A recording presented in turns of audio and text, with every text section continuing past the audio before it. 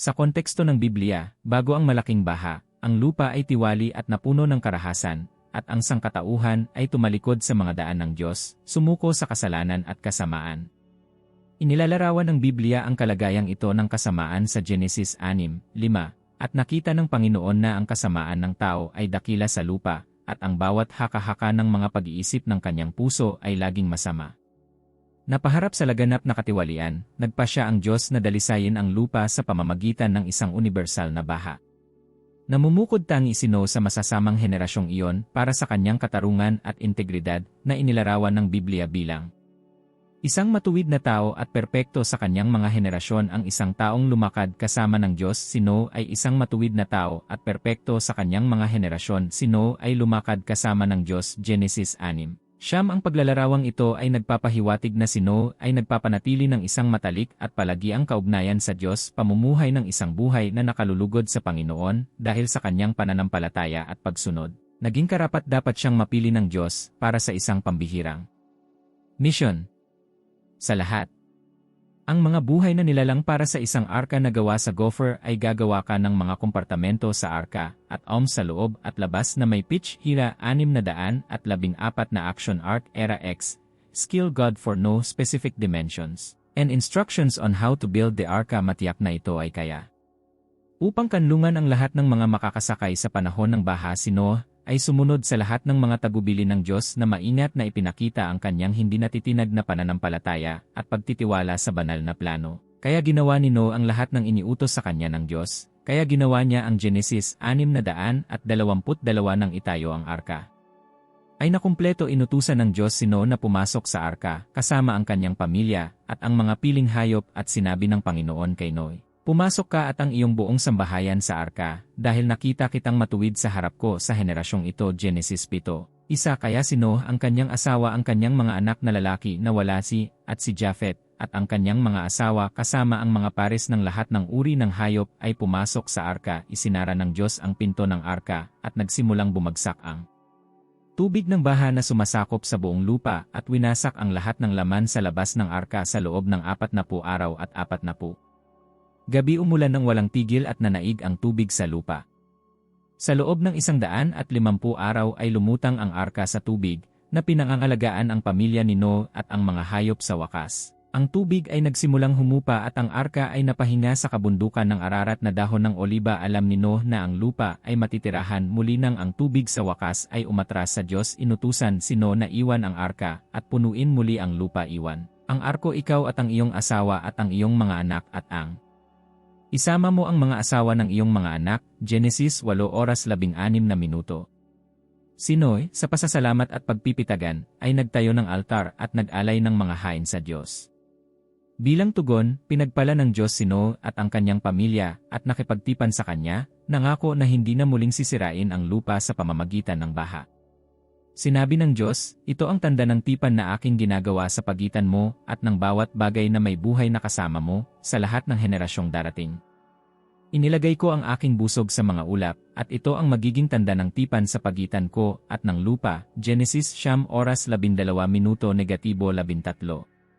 Kaya, si Noe at ang kanyang pamilya ang napili sa pamamagitan ng Diyos upang makaligtas sa baha nang dahil sa kanyang katuwiran, at pinagpala ng Diyos si Noe at ang kanyang mga anak at sinabi sa kanila na maging mabunga at magpakarami at punuin ang lupa. Genesis 9. Isa ng pagpapalang ito, si Noe ay naging ugat ng isang bagong sangkatauhan, bawat isa sa kanyang mga anak na namamahala ng pagbuo ng iba't ibang mga tao at bansa. Ang misyon na ibinigay ng Diyos sa mga anak ni Noe pagkatapos ng baha ay siklara na muling punuin ang mundo at ang kanilang mga angkan sa iba't ibang rehiyon. Ang bawat anak na lalaki ay nakatanggap ng natatanging lugar upang panirahan. Simula sa 100, ang panganay ay madalas na iniugnay sa gitna silangan at nakikita bilang ang ninuno ng mga Semitic na tao, kabilang ang mga Hebreo at Arabo, ay naka-highlight sa Biblia para sa espiritual at makasaysayang kahalagahan, lalo na dahil ito ay mula sa angkan ni Shem na darating kay Abraham, ang patriarka ng mga tao ng Israel. Nangako ang Diyos, sa iyo pagpapalain ang lahat ng angkan sa lupa. Genesis 12:3. Ang misyon ni Shem at ng kanyang mga inapo ay mahalaga para sa pag-unlad ng mga dakilang sibilisasyon at tradisyon ng relihiyon na nakakaimpluwensya pa rin sa modernong mundo. Ipinapaalam sa atin ng Biblia Ang mga anak ni Sem ay sina Elam, Ashur, Arphaxad, Lud, at Aram. At ang mga anak ni Aram ay sina Uz, Hul, Gether, at Meshech. Genesis 10:22-23.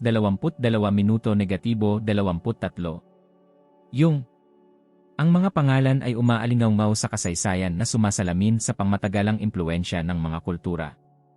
Nalumitaw mula sa angkan na ito na si Japheth, ang pangalawang anak na lalaki, ay tumanggap ng tungkulin ng muling populasyon sa mga rehiyon ng Europa at mga bahagi ng Asya. Ang kanyang mga inapo ay madalas na naugnay sa iba't ibang mga bansa sa Europa at Asya, na sumasalamin sa paglawak at pagkakaiba-iba ng mga kultura na lumitaw sa mga lugar na ito. Ang Scythian Bible at ang mga anak ni Japheth Gomer Magog Madai Javan Tubal Meske at Tiras Genesis 1:0, dalawa ang mga pangalang ito ay nagpapahiwatig ng malawak na heograpikong paglaganap na sumasalamin sa pagkakaiba-iba ng mga kultura at sibilisasyon na umusbong sa ilalim ng angkan ni Japheth. Sinasabi pa rin ng Biblia na palakihin ang Diyos ang manahandawa si Japheth sa mga tolda ni Sem, at si Kanaan ay maging kanyang lingkod. Genesis 9:27.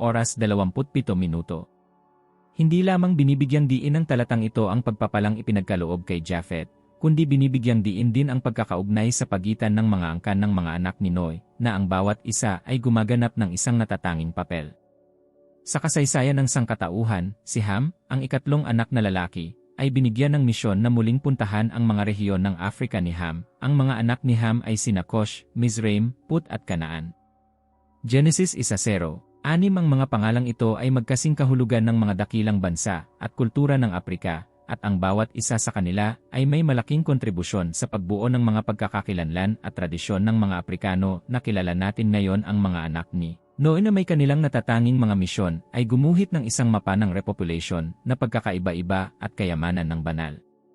Ang paglikha, ang mga pagpapala at responsibilidad na kanilang natanggap mula kay Noe ay parehong isang pribilehiyo at isang malaking responsibilidad. Ginampanan ng bawat anak na lalaki at kanilang mga inapo ang kanilang tungkulin sa muling pagtatayo ng mundo pagkatapos ng baha, pagtatatag ng mga kultural at espiritual na pundasyon na nananatili hanggang sa araw na ito. Bawat isa sa kanila ay umalis.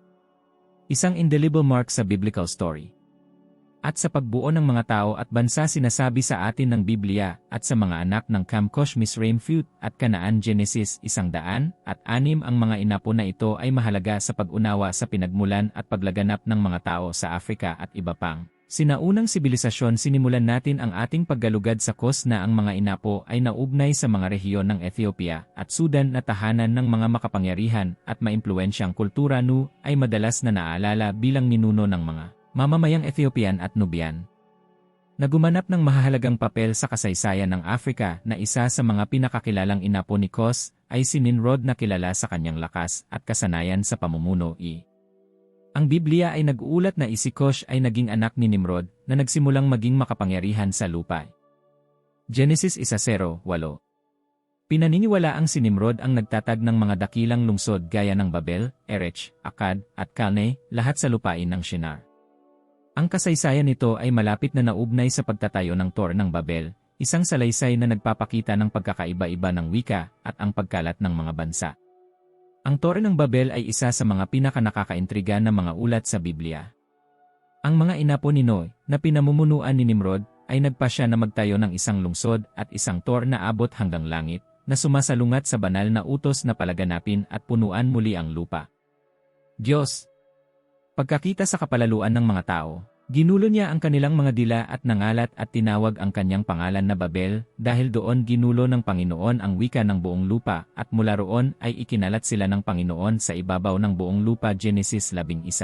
Ang pangyayaring ito ay nagmarka ng ang simula dahil sa maraming wika at kultura na nagbibigay diin sa kahalagahan ng pagsunod sa Diyos. Na si Mizraim, isa pang anak ni Ham, ay naugnay sa mga sinaunang Egypt kasama ang mayamang kasaysayan at kultura nito ay isa sa mga pinakakamanghamanghang sibilisasyon ng sinaunang mundo na binanggit ng Biblia, at ang mga anak ni Mizraim, Lud, Dwarf, Lib, Nafu, Patros, Kaslu, kung saan nagmula ang mga Filisteo at Kaftor. Genesis 1:0, 1:3, 1:4. Ang Egypt ay sikat sa mga kontribusyon nito sa ilang mga lugar kabilang ang arkitektura na gamot at pagsulat ng mga pyramids. Halimbawa ay isang matibay na patotoo Sa husay at talino ng mga Egyptian, ang Egyptian civilization ay gumanap din ng isang mahalagang papel sa mga kwento sa Biblia na madalas na nakikipag-ugnayan sa mga tao ng Israel. Si Phut, ang ikatlong anak ni Ham, ay hindi gaanong detalyado sa banal na kasulatan. Ngunit ang kanyang mga inapo ay pinaniniwalaang nanirahan sa ilang bahagi ng Africa, kabilang ang Horn of Africa, bagamat may mas kaunting impormasyon sa Biblia tungkol kay Phut, ang kanyang angkan ay parin mahalagang maunawaan. Ang pagkalat ng mga taong Aprikano ay kinabibilangan ng Kanaan, na ang mga inapo ay nanirahan sa lupain na sa kalaunan ay tatawagin bilang Kanaan, isang rehiyon na may malaking kahalagahan sa Biblia, ngunit hindi direktang naugnay sa mga mamamayang Aprikano. At naging anak ni Kanaan si Sidon na kanyang panganay, at si Heth, Genesis 10:15. Bago tayo magpatuloy, mahalagang linawin ang isang kakaibang katotohanan na kilala bilang sumpa ng Kanaan, na kadalasang nagkakamali na naugnay sa mga taong Aprikano. Ang salaysay ng sumpa ng Kanaan ay isa sa mga pinaka-nakakaintriga at, sa parehong oras, mga kwentong hindi nauunawaan sa Biblia. Pagkatapos ng baha, si Noe, isang tao mula sa lupa, nagsimulang magtanim ng ubasan nang handa na ang alak ay ininom ito ni Noe at nang hindi niya namamalayan ay nalasing siya. Sa kanyang kalasingan ay naghubad siya sa loob ng kanyang tolda. Ang tila simpleng eksenang ito ay nagbunsod ng sunod-sunod na mga pangyayari na hahantong sa isa sa pinakapinag-uusapang mga sumpa sa Biblia nang makita ng isa sa tatlong anak ni Noe, ang kanyang ama na nakahubad sa loob ng tolda. Sa halip na takpan si Noe o kumilos ng maingat, lumabas si Cam at sinabi sa kanyang mga kapatid na sina Sem at Japheth tungkol sa kalagayan ng kanyang ama na sina Sem at Japheth na nagpapakita ng paggalang at karunungan. Kumuha sila ng isang balabal at inilagay sa kanyang mga balikat. Paatras na naglakad upang hindi makita ang kahubaran ng kanilang ama, tinakpan nila si Noe. Ang saloobing ito ay lubos na naiiba kay Ham, na nagpapakita ng isang malinaw na pagkakaiba sa pag-ugali at paggalang sa anak. Nang magising si Noe mula sa kanyang alak at malaman kung ano ang ginawa ng kanyang bunsong anak, binigkas niya ang isang sumpa. Sumpain si Kanaan, maging alipin ng mga alipin sa kanyang mga kapatid. Genesis 9:25. Ito ay kagiliw-giliw na tandaan na ang sumpa ay hindi direktang itinuro kay Ham, ngunit sa halip ay sa kanyang anak, si Kanaan. Ang detalyeng ito ay makabuluhan at naging paksa ng maraming interpretasyon. Ang eksaktong dahilan kung bakit pinili ni Noe na sumpain si Kanaan kaysa kay Ham ay hindi tahasang sinabi. Detalyado sa Biblia, ang ilang mga iskolar ay nagmumungkahi na ito ay maaaring sumasalamin sa isang propetikong pag-unawa sa hinaharap na papel ng mga inapo ni Kanaan na may kaugnayan sa mga inapo ni Shem at Japheth. Ang sumpa ng Kanaan ay nagbangon ng maraming teolohiko at makasaysayang mga katanungan. Ang detalyeng ito ay napakahalaga dahil sa buong kasaysayan ang sumpang ito ay maling ginamit upang bigyang katwiran ang pagkaalipin ng mga taong Aprikano, kahit na ang Biblia ay hindi sumusuporta sa gayong interpretasyon. Ang sumpa gaya ng inilarawan ay isang propesya tungkol sa hinaharap na pagsakop ng mga Kanaanita ng mga bansang nagmula kay Shem at Japheth. Ito ang pagkakaiba ay mahalaga upang maiwasan ang makasaysayan at teolohikong mga pagkakamali sa konteksto ng Biblia. Ang sumpa ng Kanaan ay nagpakita mismo sa pamamagitan ng pananakop ng Kanaan ng mga Israelita. Ang lupain ng Kanaan, na matatagpuan sa ngayon ay Israel at Palestine, ay pinanahanan ng ilang mga tribo ng Kanaan ang katuparan ng pangakong ito, at sinabi ng Panginoon kay Joshua, ngayon na ako ay magsisimula sa musika. Gagawin kitang dakilang Israel, upang malaman mo na kung paanong kasama ko si Moises, ay sa iyo rin ako. Joshua 3:7. Ang pangyayaring ito ay nagbigay diin sa katuparan ng propesya ni Noe tungkol sa Kanaan. Ang mga interpretasyon ng mga maling ulat ng sumpa ng Kanaan sa buong panahon. Sa loob ng maraming siglo, ang salaysay na ito ay nagkaroon ng mapangwasak na mga kahihinatnan, lalo na sa panahon ng kolonyal. Noong binaluktot ito upang bigyang katwiran ang pang-aalipin at kapuotang panlahi, sa maling pag-aangkin na ang lahat ng mga inapo ni Ham ay isinumpa. Mahalagang i-demystify ang maling paniniwalang ito at maunawaan ang tunay na konteksto ng Biblia. Ang sumpa ng Kanaan ay hindi nalalapat sa lahat ng mga inapo ni Ham, ngunit partikular sa mga Kanaanita, at ang aplikasyon nito ay ipinakita mismo sa kasaysayan ng Biblia sa pamamagitan ng pagsakop sa Kanaan. Ang wastong pag-unawa sa sumpa ng Kanaan ay tumutulong sa atin na makilala ang katarungan at karunungan ng Diyos, pati na rin maiwasan ang mga pagbaluktot sa kasaysayan. Hindi sinusuportahan ng biblical na account ang ideya ng isang pangkalahatang sumpa sa lahi o etniko sa halip ay itinatampok nito ang tiyak na katuwiran sa konteksto ng mga kilos ng individual at pamilya, at ang Panginoon ay matuwid sa lahat ng kanyang mga paraan at banal sa lahat ng kanyang mga gawa. Awit 14,517 ang koro na ito ay Vit for Recon at ang promo ng isang pagbasa sa Biblia na gumagalang sa dignidad ng lahat ng tao. Isa sa mga anak ni No na nakita ko sa panahong iyon ang mahabang buhay ay isang kapansin-pansing katangian ng mga tao, ang fasante longevity ng mga patriarch na ang mga kondisyon bago ang baha ay nagbigay daan sa mga buhay na umabot ng ilang siglo, bagaman ang Biblia ay hindi tahasang itinala ang edad ni Ham sa kanyang kamatayan, makatuwirang ipagpalagay na siya, tulad ng kanyang mga kapatid na sina Sem at Japhet, ay nabuhay ng mahaba at maimpluwensyang buhay. Ang mahabang buhay ni Ham at ng kanyang mga kapatid ay maaaring maiugnay sa ilang mga kadahilanan, kabilang ang pagpapala ng Diyos kay Noe at sa kanyang pamilya pagkatapos ng baha, at pinagpala ng Diyos si Noe at ang kanyang mga anak. At sinabi sa kanila, kayo'y magpalaanakin at magpakarami, at punuin nyo ang lupa, Genesis 1:1. Ang pagpapalang ito ay hindi lamang nagbigay sa kanila ng responsibilidad na panahanan muli ang mundo, ngunit lumilitaw din na nagpahaba ng kanilang buhay, na nagpapahintulot sa kanila na masaksihan ang paglaki ng kanilang mga pamilya at bansang darating. Ang mahabang buhay ni Ham ay nagbigay daan sa kanya upang makita ang pag-unlad ng mga sibilisasyon at kultura na umusbong mula sa kanyang mga inapo kabilang ang mga taga-Ehipto at mga Kanaanites. Ang paglilibing kay Ham ay isang paksa na nababalot ng misteryo at haka-haka bagaman ang Biblia ay hindi nagbibigay ng mga tiyak na detalye tungkol sa lokasyon ng kanyang libing. Ang mga sinaunang tradisyon at extra-biblical account ay nagmumungkahi ng mga posibleng lokasyon. Ang isang tanyag na teorya ay ang Ham ay inilibing sa Africa, posibleng sa Sudan o Ethiopia na mga rehiyon na naugnay sa kanyang mga inapo. Ang mga lugar na ito ay mayaman sa mga sinaunang tradisyon at monumento na maaaring maiugnay sa mga patriarka sa Biblia na ang isa pang teorya ay nagmumungkahi na Ham maaaring inilibing sa Ehipto dahil sa mahalagang papel ng kanyang mga inapo, ang mga Ehipsyo. Sa sinaunang kasaysayan, ang Egypt, bilang isa sa pinakamatanda at pinakamatagal na sibilisasyon, ay may mayamang tradisyon ng mga gawain sa paglilibing at mga monumento na itinayo noong sinaunang panahon. Ang mga piramid at libingan ng Valley of the Kings ay patotoo sa kahalagahan ng ang mga taga-Ehipto ay nagbigay buhay pagkatapos ng kamatayan. Ay sa katunayan ay inilibing sa Ehipto, ang kanyang libingan ay maaaring kabilang sa mga magagarang monumento. Ang Biblia ay nagbibigay sa atin ng mga pahiwatig tungkol sa kahalagahan ng mga libing sa kultura ng Egypt at pinasumpa ni Jose ang mga anak ni Israel. Ang pagsasabing, tiyak na dadalawin ka ng Diyos, at dadalhin mo ang aking mga buto mula rito, Genesis 50:25, ay nagpapakita ng malalim na koneksyon sa pagitan ng mga patriarka at Ehipto.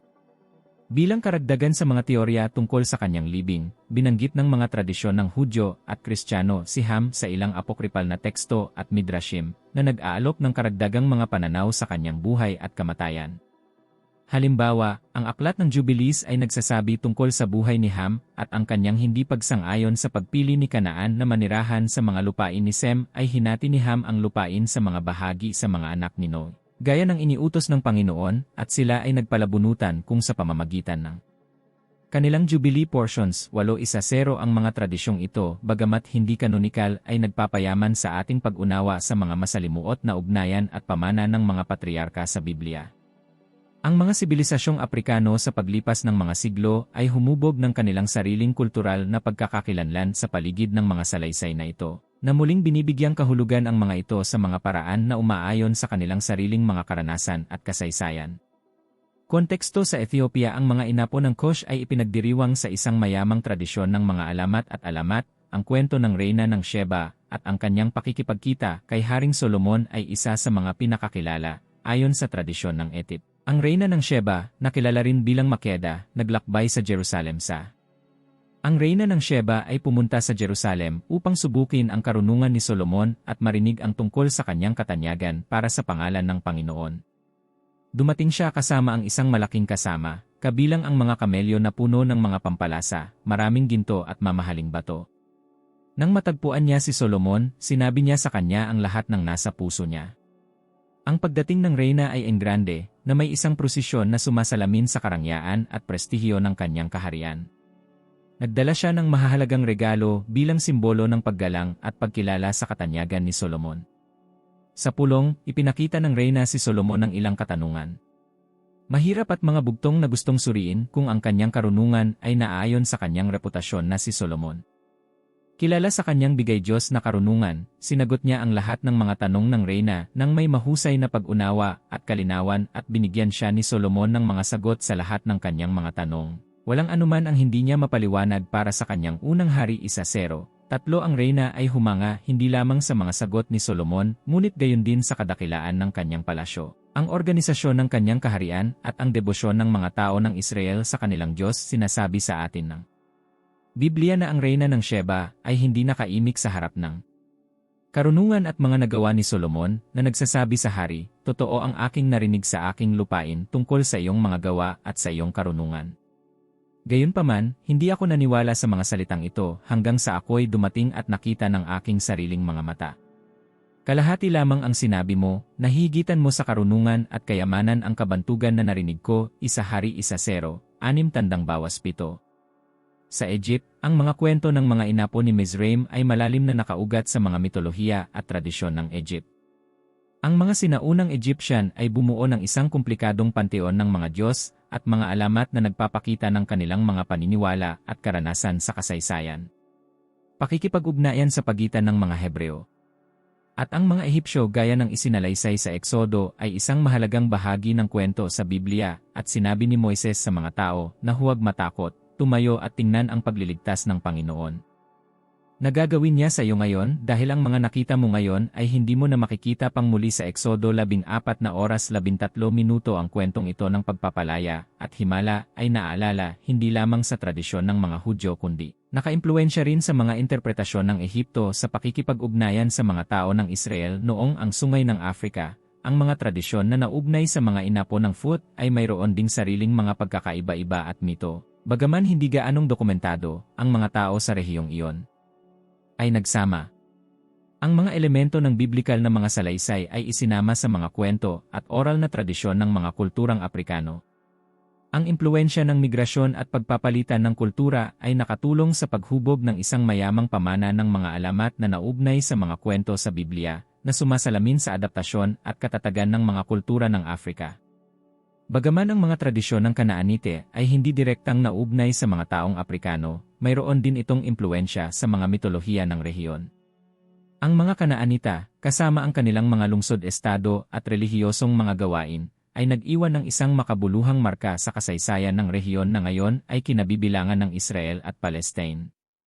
Ang kanilang pakikipag-ugnayan sa mga Israelita ay paulit-ulit na tema sa Biblia, na itinatampok ang masalimuot na kaugnayan sa pagitan ng pananakop at magkakasamang buhay at ng ang mga anak ni Israel ay nanirahan sa gitna ng mga Canaanites, mga Hittite, mga Amorite, mga Peris, mga Hites at mga Jebuseo. Mga hukom 35 na kung minsan ang malawak na magkakasamang pamumuhay ay nag-ambag sa isang mayamang pagpapalitan ng kultura at relihiyon. Sana ay nasiyahan kayo sa video ngayon. Huwag kalimutang i-click i-like at iwanan ang iyong komento. At para magpatuloy sa panonood sa amin, i-click lamang ang isa sa mga video na lumalabas sa iyong screen. Salamat sa panonood ng mga yakap at manatili sa Diyos.